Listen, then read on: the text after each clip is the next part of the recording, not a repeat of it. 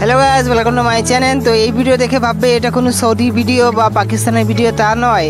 দেখতে পাচ্ছ আমি এই মুহূর্তে রয়েছি শিলিগুড়িতে জামা মসজিদ যে আছে হিলকা রোডে, সেখানে শত শত হাজার হাজার মানুষ কিন্তু জামা মসজিদে বৃহস্পতিবার দিন রাতে পুরো কিন্তু ভিড় করেছিল।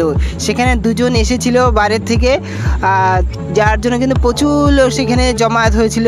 এই যে দেখতে পাচ্ছ, সে সময় আমি কাঞ্জানি স্টেডিয়ামের পাশে রোডে বসেছিলাম, ভিক্ষা করছিলাম। তো আমার চোখে এরকম নজর পড়লো, তো আমি ভিডিওগ্রাফি করলাম। পরে জানতে পারলাম যে সেদিন বৃহস্পতিবার ছিল, তারপর দিন শুক্রবার, আর সেদিন ওনাদের একটা কী জানি ছিল, সে উপলক্ষে কিন্তু প্রচুর হাজার হাজার লোক এসেছিলো। দেখতে পাচ্ছ একদম ফ্ল্যাগ নিয়ে ডিজে নিয়ে একেবারে প্রচুর কিন্তু আনন্দে তারা মেতে উঠেছিল। দেখতে পাচ্ছ আমাদের ইন্ডিয়ান পতাকা রয়েছে এবং অন্য কিসের পতাকা রয়েছে, যেহেতু উর্দু ভাষায় আরবি ভাষায় লেখা বুঝতে পারছি না, আর যেহেতু এটা অন্য ধর্মের লোক আমিও বুঝতে পারছি না কী ছিল, কিন্তু যারা জানে তারা ঠিকই জানে কী ছিল।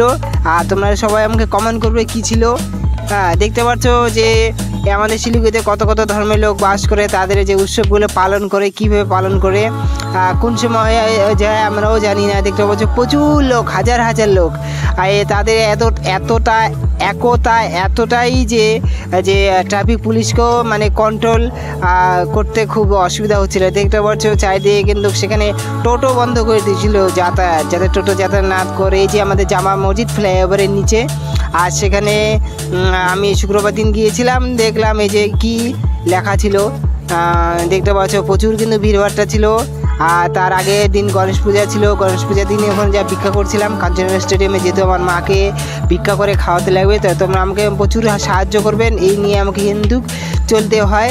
আর এই চলার পথে দুই একটা ব্লগ বানাই, নাম না জানা অজানা কত কি থাকে। দেখতে পাচ্ছ চলার পথে যে আমার এইগুলা টাকা দিয়ে মাকে খাওয়াবো।